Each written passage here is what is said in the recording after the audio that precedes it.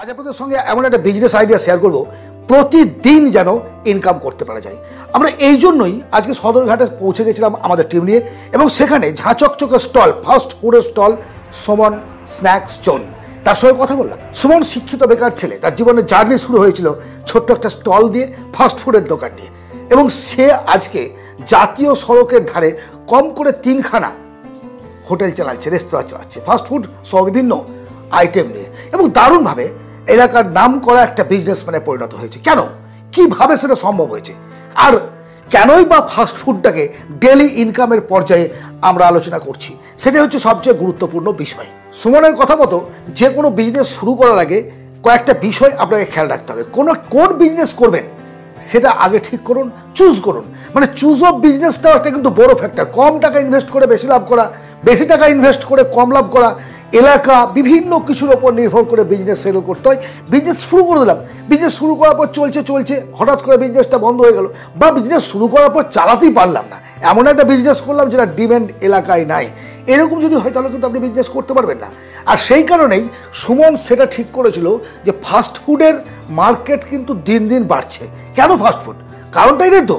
কারণ তো সকালের অফিস যাওয়ার ব্যস্ততা, দুপুরবেলায় অফিসে খিদে পেয়েছে, টিফিন করতে হবে, তার জন্য বাড়ি থেকে রান্না করে আনতে পারেনি, এবং বিকেলে আড্ডা মারতে গিয়ে, ঘুরতে গিয়ে বন্ধু বান্ধব আত্মীয় স্বজন যেই থাকুক না কেন, কিছু একটা আইটেম মুখে দিলে বেশ নন্তা ভালো লাগে, তাই তো? বাঙালি তো অ্যাকচুয়ালি পেটুক, মানে খেতে পছন্দ করে, এবং ভাজাভুজি খাবারটা আমরা বেশি পছন্দ করি। সুতরাং আগামী দিনেও ফাস্টফুডের চাহিদা মার্কেটে হু হু হু হু করে বাড়তেই থাকবে। মানে এর ডিমান্ডটা কিন্তু হাই লেভেল ডিমান্ডের জন্যই সুমন ছোট বড় ইত্যাদি কাজের কথা না ভেবে ঝাঁপিয়ে পড়েছিলেন ফাস্টফুডে। ছোট্ট স্টল নিয়ে, ছোট্ট একটা স্টল রাস্তার ধারে বসিয়ে ব্যবসাটা শুরু করেছিলেন। এই ব্যবসা করার জন্য পুঁজি কত টাকা প্রয়োজন? সুমন বিজনেস শুরু করেছিল অনলি 10,000 টাকা দিয়ে। 10,000 থেকে 50,000 টাকার মধ্যে যদি আপনি বিনিয়োগ করতে পারেন, এই বিজনেসটা দারুণভাবে করতে পারবেন। দারুণ, একটুখানি ডেকোরেশন রাখতে হবে, ঝাঁচকচকে হতে হবে। এই বিজনেসের উপযুক্ত জায়গা কোনটা আপনাদের কি মনে হয়? এই যে রেস্টুরেন্টের বিজনেসটা মাঠের মধ্যে গিয়ে, বা একটা বিশাল দূরে গিয়ে যেখানে লোকালয় নেই সেরকম জায়গায় চলবে না। তাহলে প্লেস চয়েস করাটা একটা কিন্তু মারাত্মক ব্যাপার। যে জায়গাগুলোই সকাল বিকেল সন্ধ্যেবেলা আড্ডা চলে, বেশি লোকের সমাগম ঘটে, সেই জায়গায় আপনাকে করতে হবে। কারণ বিভিন্ন লোকজন আসবে, ঘুরতে আসবে, খাবে। পার্কের সামনে করলেন, হসপিটালের সামনে করলেন, বা কোনো অফিসের সামনে, স্কুল কলেজ ইত্যাদি, ছেলে মেয়েদের যাওয়া আসা যেন বেশি থাকে। এই জন্যই এই বিজনেসটাকে চুজ করতে হবে, এবং স্থানটাকেও চুজ করতে হবে। ফাস্টফুডের বিজনেস থেকে আর্নিংটা কেমন হতে পারে, ইনকাম কেমন? উদ্দেশ্য তো হচ্ছে আমাদের ইনকাম করা। তাহলে ইনকামটা কেমন হবে ফাস্টফুডের দোকান থেকে? সুমনের যেটা বক্তব্য, তার ছোট্ট ওই স্টল থেকে প্রতিদিন কাছে ইনকাম করে এভরিডে, এবং সেটা বিভিন্ন সিজন, সময়, শীতকালে বেশি, গ্রীষ্মকালে কম, এইভাবে কিন্তু বাড়া কমা হতে থাকে। অর্থাৎ আপনি যদি এই বিজনেসটা করেন, অবশ্যই চ্যালেঞ্জিং বিজনেস, চ্যালেঞ্জিং নয় কারণ বিজনেসে কম্পিটিশন নেই হতে পারে না। আপনি তো প্রথম ব্যক্তি নন যিনি ফাস্টফুডের দোকান করছেন, অলরেডি কয়েকটা দোকান সেখানে আছে, আর তাদের থেকে আপনাকে ইউনিক করতে হবে। বিজনেস বাড়ানোর এটাই টেকনিক যে আপনার খাবারের টেস্ট, পরিষ্কার পরিচ্ছন্নতা, হাইজেনিক পদ্ধতি, হাতে গ্লাভস, ভালোভাবে পরিষ্কার পোশাক আশাক পরে আপনাকে কিন্তু দোকানদারি করতে হবে, আপনাকে স্টল চালাতে হবে। রুচিসম্মত খাবার যদি হয়, টেস্টি হয়, হাইজেনিক হয়, কেন কাস্টমার আসবে না? অবশ্যই আসবে। হাতে হাজা লেগে আছে, এতদূর পর্যন্ত আপনি ময়দা মেখে আছেন, বা নোংরা চুল ইত্যাদি করে যদি আপনি কাজ করতে থাকেন, কাস্টমার আসবে না, আপনাকে দূর থেকে দেখে পালিয়ে যাবে। সুতরাং আপনার চাকচিক্যটা আপনাকে রাখতে হবে, যেমন নিজের প্রতি তেমনি কিন্তু আপনার স্টলের এবং আপনার খাবারের অবশ্যই টেস্ট ভালো থাকতে হবে। এই বিজনেসের বর্তমানে চাহিদা এবং ভবিষ্যতের চাহিদা কেমন? প্রথমে বলেছি ভেরি হাই, কারণ আজকের সবাই আপনি দেখতে পাচ্ছেন ব্যস্ত মানুষ, একটুখানি টিফিন, এবং আগামী দিনেও এই বিজনেসটির চাহিদা কোনো অংশে কমবে না। সবচেয়ে বড় কথা, এই বিজনেসের কি কোনো ভবিষ্যৎ আছে বড় করার? অবশ্যই।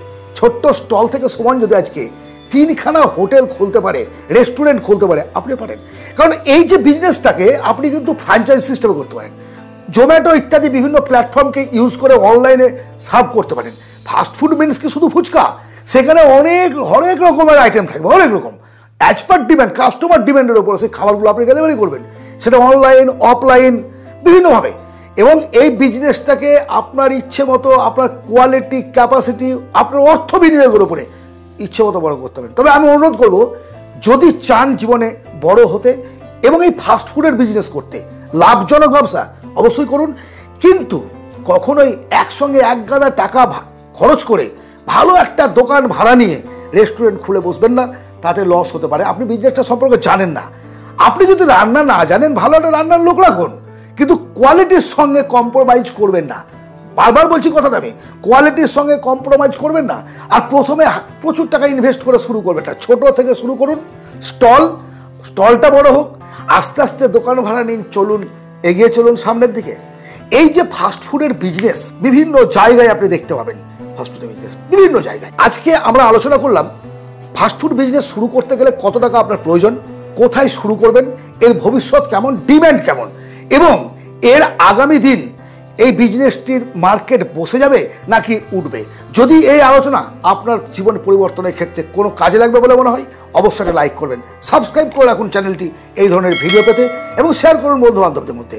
আপনারা যদি ব্যক্তিগতভাবে কোনো বিজনেস করেন, তাহলে সেই বিজনেস সম্পর্কে আইডিয়া আমাকে দিতে পারেন, সেটা প্রত্যেকের জন্য আমি শেয়ার করব। কীভাবে বিজনেস শুরু করেছিলেন, কত টাকা ইনভেস্ট করেছিলেন, আজকে কোথায় জায়গায় দাঁড়িয়ে আছেন, এবং কীরকম ধরনের প্রফিট হয়, যদি জানান অবশ্যই উপকৃত হব, এবং সেটা সকলের জন্য দরজা খুলে দেবো জানতে, যাতে প্রত্যেকটা মানুষ কিছু করে খেতে পারে। আগামী দিন অত্যন্ত দুর্বিষহ যন্ত্রণাপ্রদ দিন আসছে, সেখানে টিকে থাকতে গেলে ইনকামের প্রয়োজন। আবারও বলছি, কাজ ছোট বা বড় ভাববেন না, কোনো একটা কাজ শুরু করুন এবং এগিয়ে চলুন সামনের দিকে। ভালো থাকবেন, কথা হবে অন্য এক ভিডিওতে।